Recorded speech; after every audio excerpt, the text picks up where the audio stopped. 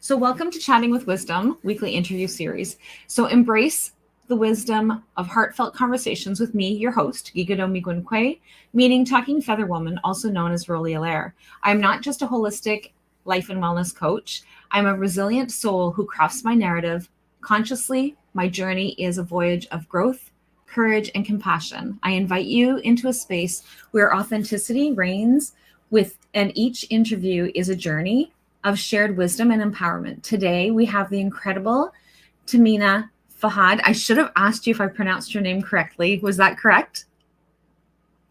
And Almost. almost. Okay.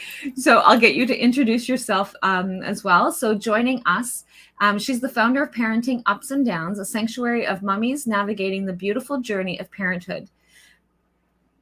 I'm going to say her name wrong again. So Tehmina is not just a parent coach. That's She is better. a, pardon? Was that That better? was better. That was better. Okay, good. She's a guiding light for mummies facing the ups and downs of raising young kids. Her mission to help mothers overcome the challenges, find calm amidst the chaos, and to build deeper connections with the little ones. The topic of the day is the importance of self-care for a mother. Tehmina will be sharing her inspiring journey from triumphing over postpartum depression to becoming a dedicated parent coach. Get ready to dive into the significance of self-care routine and discover the transformative power of small acts of self-love and compassion. This isn't just an interview, it's a conversation filled with wisdom and heart. Tehmina's insights will resonate with every parent, offering valuable takeaways and actionable steps toward a more balanced and fulfilling parent journey. Tune in and join the conversation as we explore the profound impact of self care on the beautiful journey of motherhood. So, welcome. So, let's start with the pronunciation of your name. Yeah, thank you so much for having me here. And the correct pronunciation, it is going to be a little bit harder for you.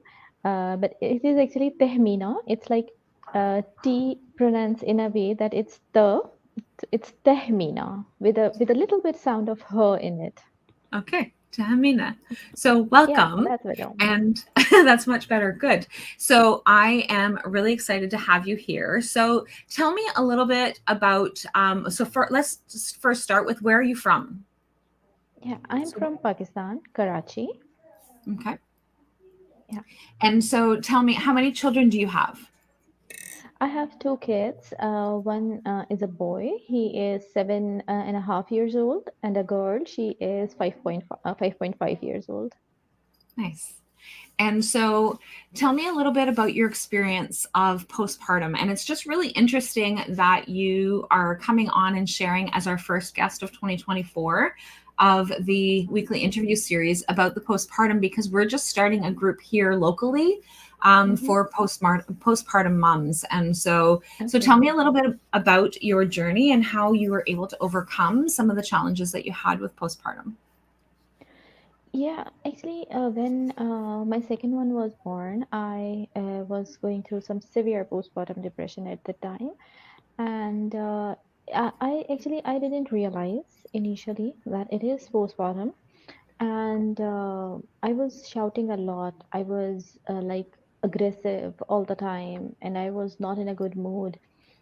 Even with my husband, I was not in a good relationship, and just a lot of yelling and shouting.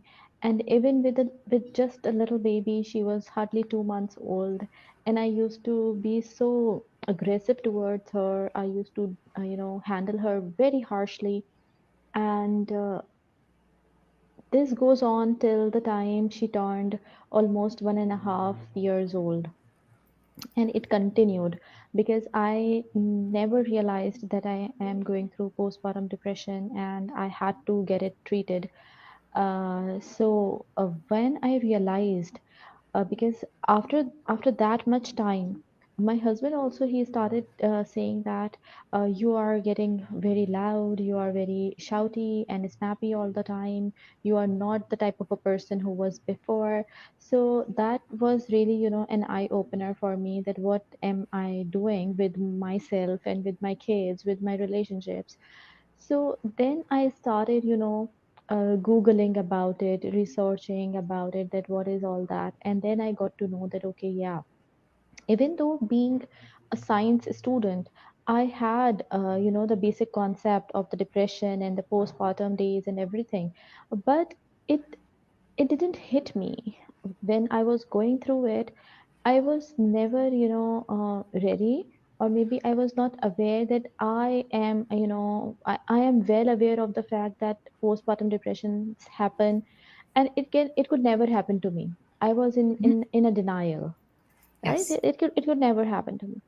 But then when I started reading about it, then I got to know, yes, these are all the symptoms that are, that I am observing in myself. So that gave me the idea that I am going through postpartum depression. I started looking for help, for therapies, for coaching, and things like that. But unfortunately, that was the high time for COVID, and we couldn't go out.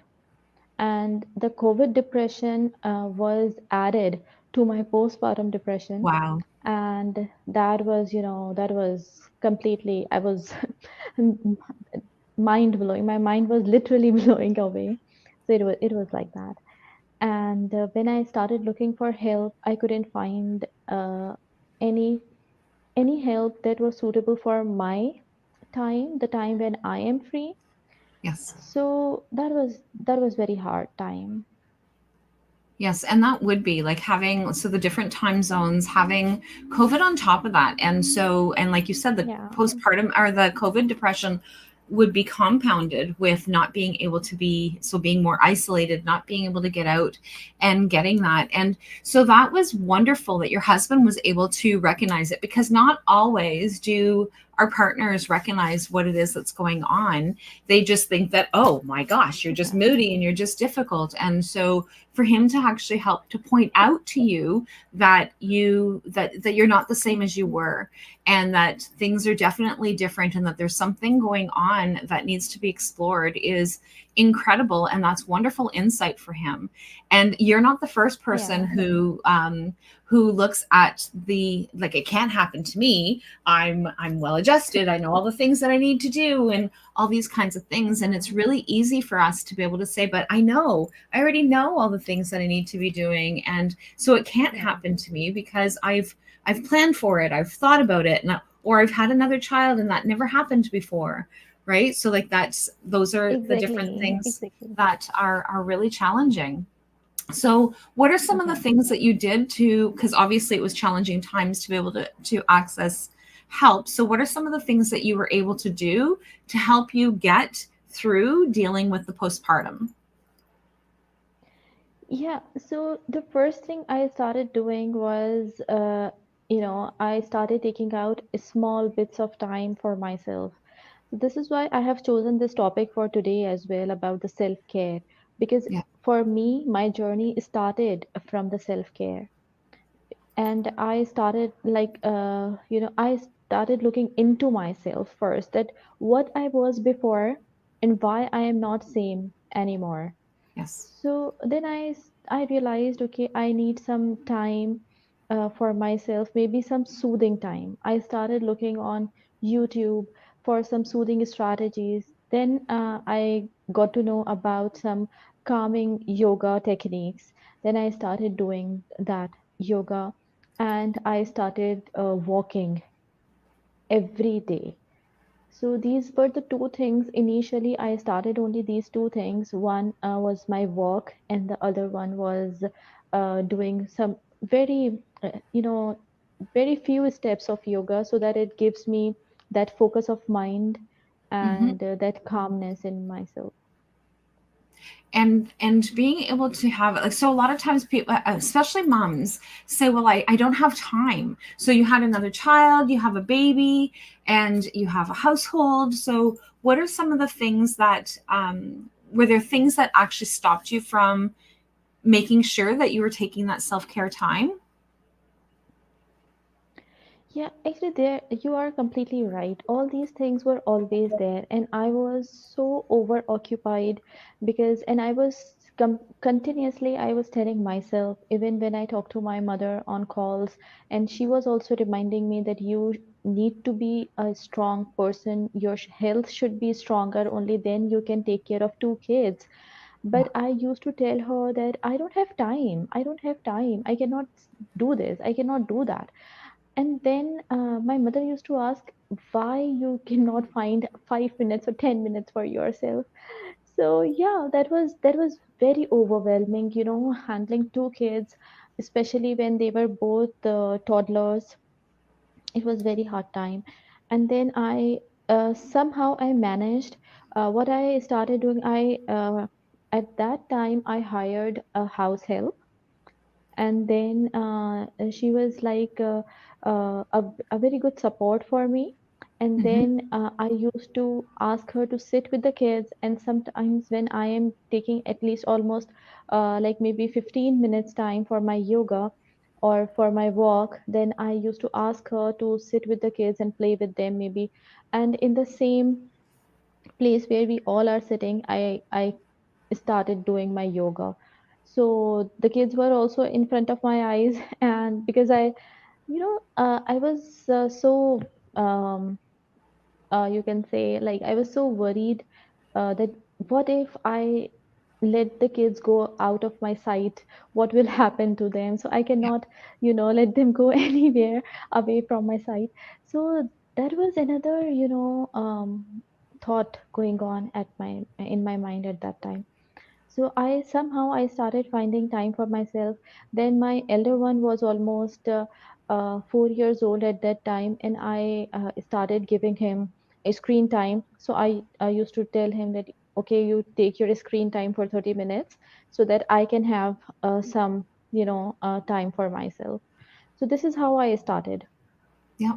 And that is so really important. And so, one of the other symptoms that we often, so as much as it sometimes becomes challenging with like, I'm so overwhelmed, I've got very little patience. And then, but one of the other things that you pointed out is that with postpartum is that the postpartum symptoms is that then there's also that anxiety of like, but I can't leave them. I can't not look after them and I can't do those things. So, like, again, those are also postpartum symptoms of some of the challenges that are going on. And so it's how do I make sure, and some of that comes with the anxiety of like not being able to keep them out of your sight, but also of then I'm not a good mom if I'm letting other people looking after them, Yeah, or I'm not looking after them 100% of the time, or then it becomes those other self-defeating thought process of things that are that we then fight with, right? So I really like yeah, how you were able to say, okay, so I'm going to give my son some screen time so that this is going to be his time for him to be able to do something that he would like and that he enjoys, while I get to do yeah, something that I'm able to do. And like you said, like being able to bring, so at first it was like doing yoga away from the kids, and then you slowly brought that into now I'm doing my yoga with the kids and at the yeah, same time. And those are actually really good ways of being able to teach our kids how to be able to have those learning those techniques that we're actually doing. So while we're doing our yoga or while we're doing our breathing or while we're doing our quiet and the kids are around, it allows us to be able to teach them through some learned behavior of how to be able to get ourselves back into that slowing things down. And I love that your mom pointed out that if you do not look after yourself, you can't look after anybody else. You can't look after the kids if you're not well. You can't look after the kids if you're exhausted and you're irritable and you're angry all the time yeah, and you don't have that time for yourself. And so I love how you've really been in a wonderful place where you've had your husband who was actually very supportive, who you had your mom that was very supportive, and both of them were able to help you with being able to have that support, because not all moms yeah, feel like they have that same type of support. And so that is amazing, but it still doesn't mean they still can't. So if moms are feeling that they don't have that same type of support, it still doesn't mean that they can't still take that small time for themselves. And so being able to just take 5 minutes or 10 minutes of just being able to just do some breathing, And that could be Exactly. when one of them are having a nap, or while you're standing there doing the dishes, you have to do the dishes anyway. And being able to just take Yeah. some deep breaths while your hands are in the water, and just being able to be conscious of those kinds of things, of being able to do that self-care, is another way of being able to kind of stop and see how to be able to get some of those steps into getting it happening, right? So and so it really makes a huge difference when we are able to take that, when we're able to take those steps. So so what are some of the other techniques that you've used to be able to help you get through? So yoga, being able to go for your walk. What are some of the other things that you were able to do to get that happening? Yeah, apart from these, I started, signing up for all types of webinars related to parenting that were going on anywhere around in the world.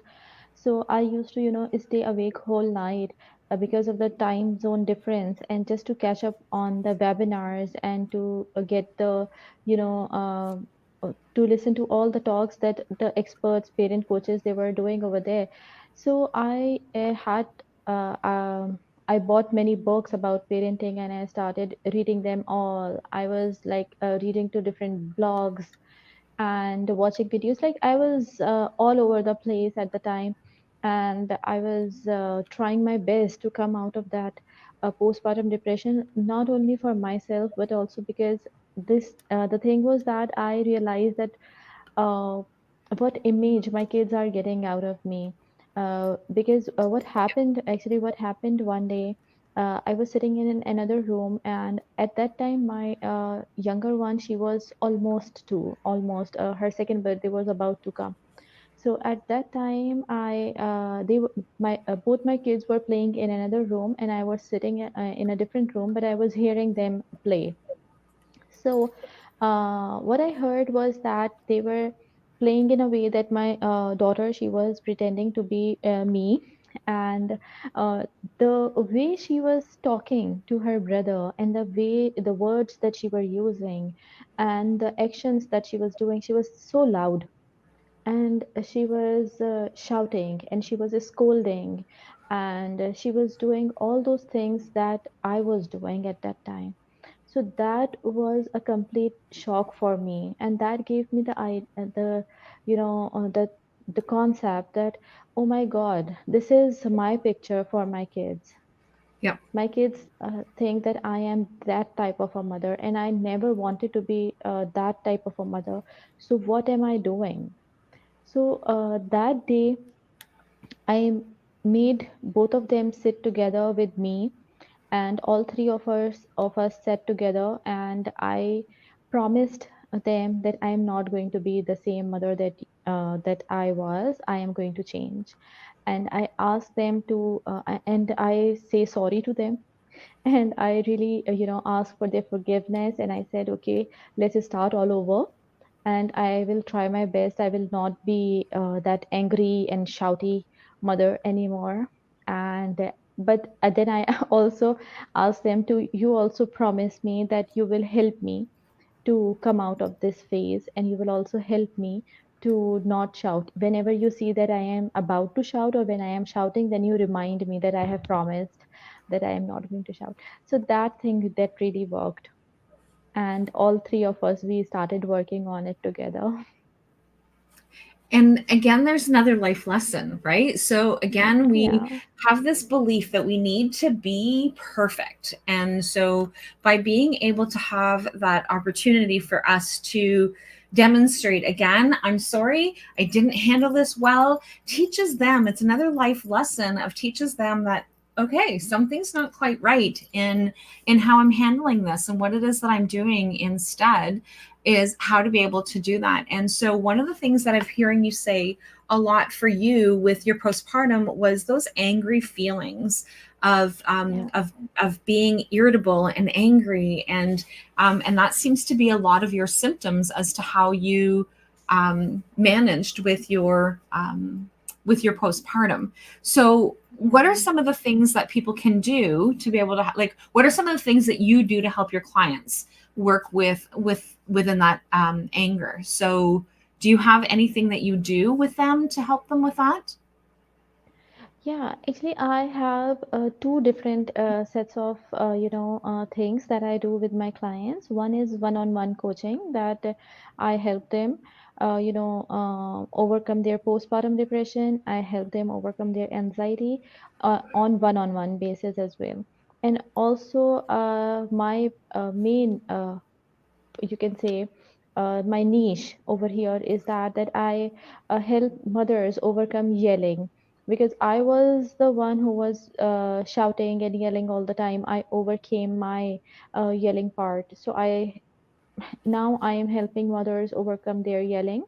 And also, yes, for anger issues, uh, I offer a group anger management coaching, where only maximum I take 5 to 6 mothers at a time, Okay. and that is also for mothers. And this is a group coaching.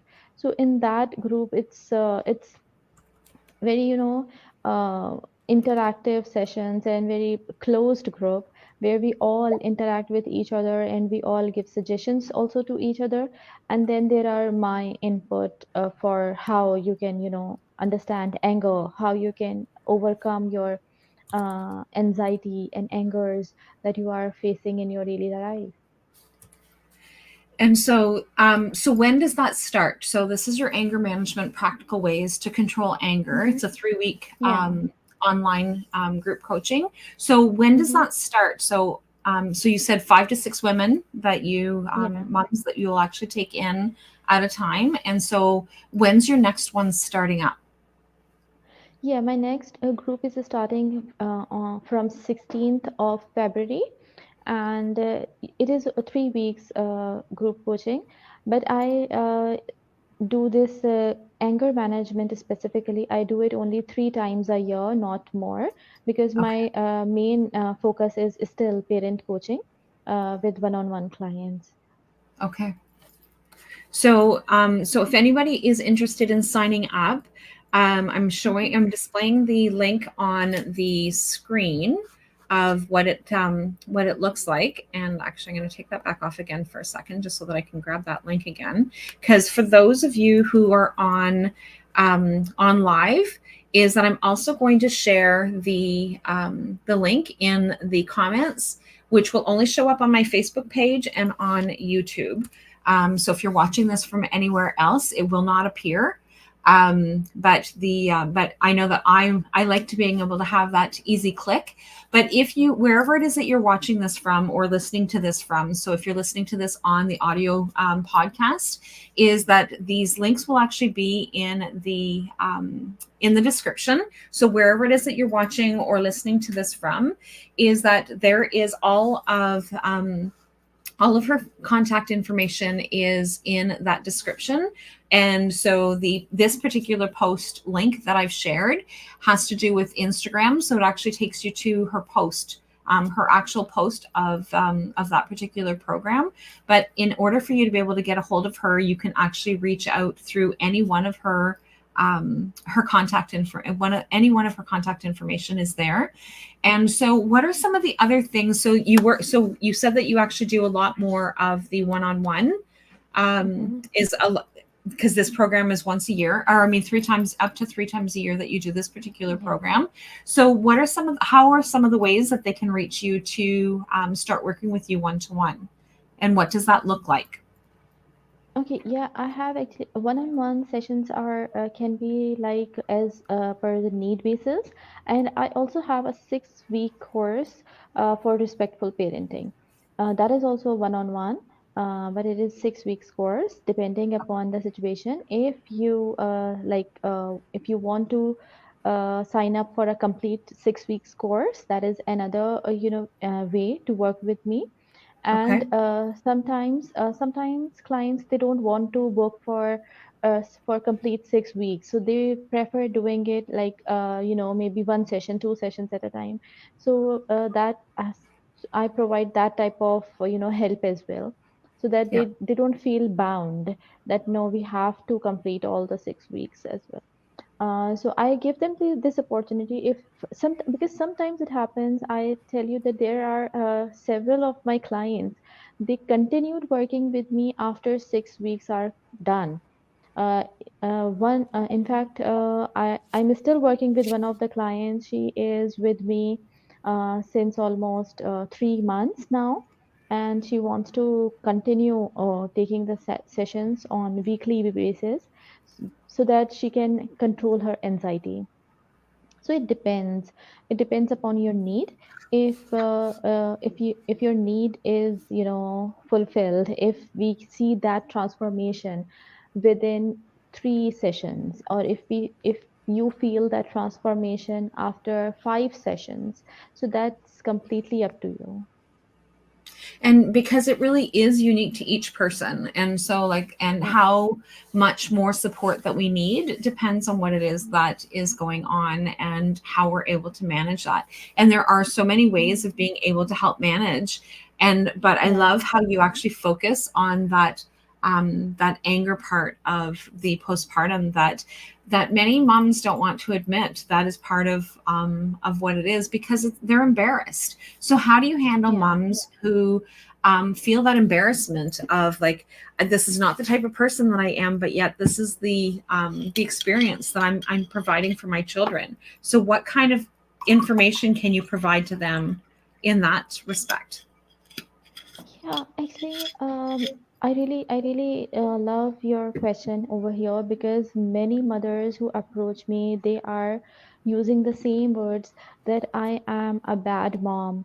I am feeling guilty because I don't feel that connection with my baby. Some mothers, they are hardly, their babies are hardly 1 month old, and they are saying that I don't love my baby. I don't feel that love towards the baby.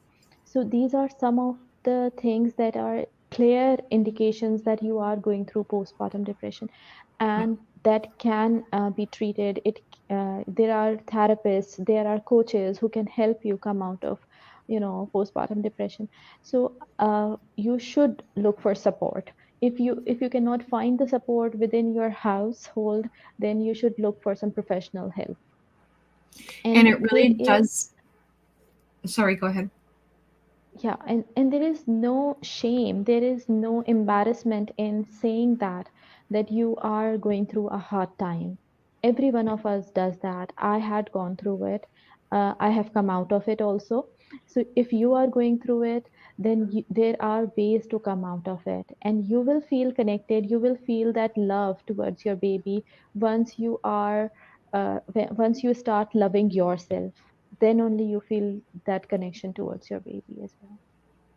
And some of it, like in terms of like just kind of from a therapeutic perspective, is that sometimes it's only in small bursts as well, right? So sometimes, like, so postpartum depression typically shows up and stays on a longer period, Yeah, but there may yeah, be that you do have some love for your baby, and that and some days you don't, and like those kinds of things, yeah, or there's like overwhelming and frustrations, or I just can't keep up with the housework, or all these other things that compound all the different things. And that and I love what it is that you said, is that there's no shame in asking for help. And so that's one of the things that I remind moms all the time, is that it's okay for us to say, you know what, I just need a break. I love my baby, I yeah, love spending time with my baby, I want to be able to spend all that time with my baby, but sometimes we just need that time for us to be able to just go and soak in the tub and just not have to worry about baby, or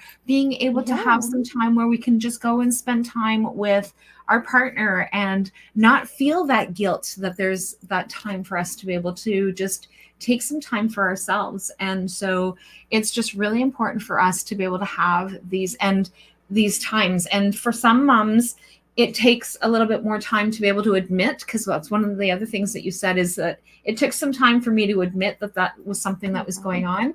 And so it takes a little time sometimes for us to be able to own up to some of those feelings of what it is that's going on, and admit that there is some things that we need to be able to get help with.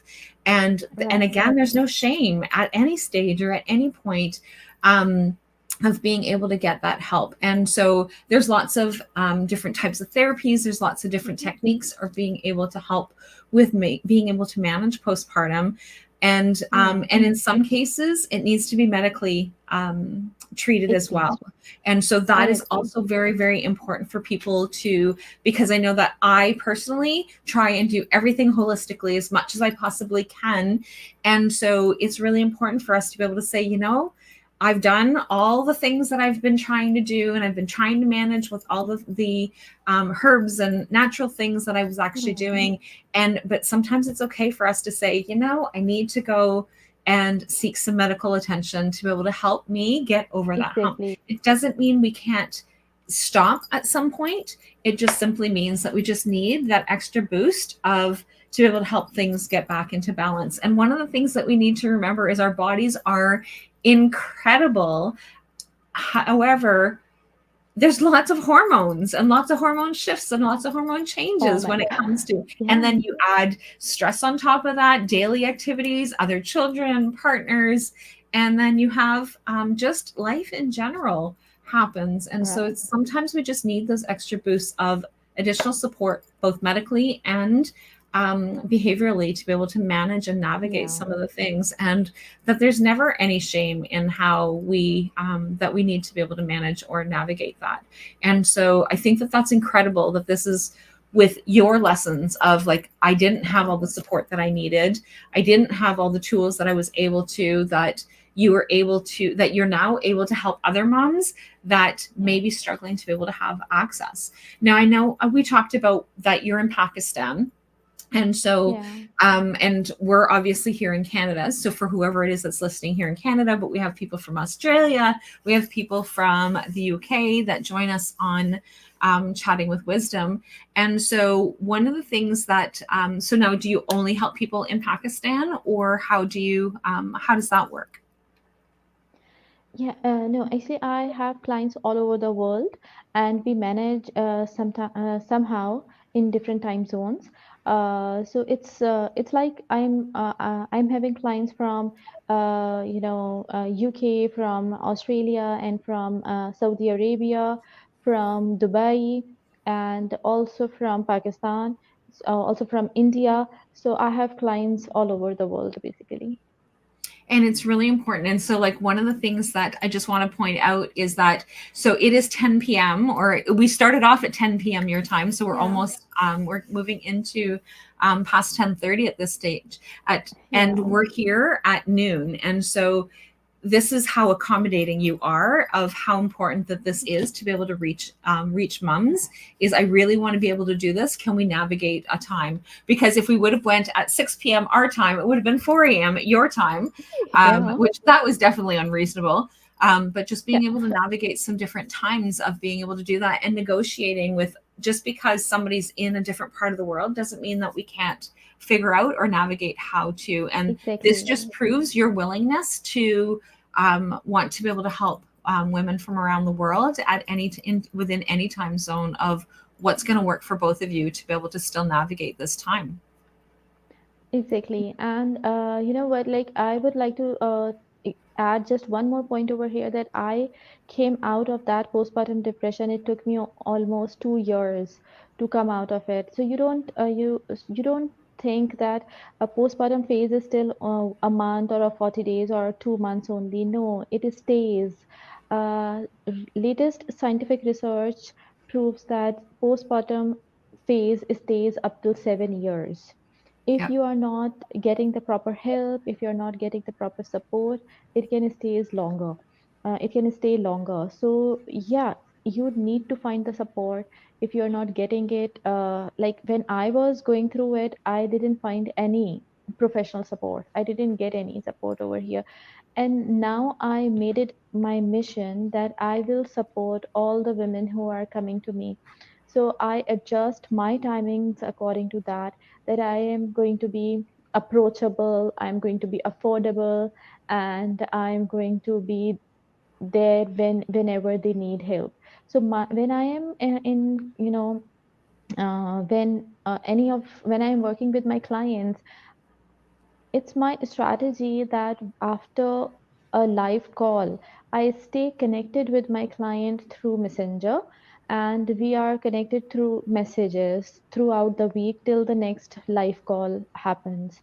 So this is how I support, this is how serious this work is for me, because I never want any other mother to go through the same thing that I had gone through. And at that time, I didn't get the support that I was looking for. And Yeah. now I make sure that every mother gets that support that they are looking for.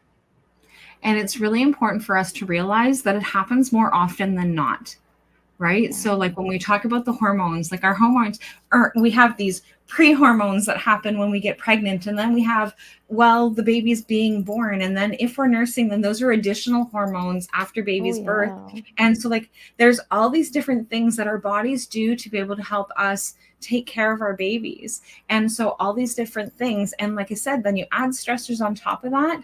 And so, I think that that's fascinating. That that's one of the things that you do to be able to help support. And so for anybody who is no longer a postpartum mom like me, is being able to help with my children are grown. My children now, I now have a grandson who I Oh, help wow. support mom as much as I can, and he's actually downstairs. I just heard him with his Shumas, who is looking after him right now while I'm doing this call. Okay. And so and I saw that mom sent me a message, so I'm sure that mom's ready to have him come back home again.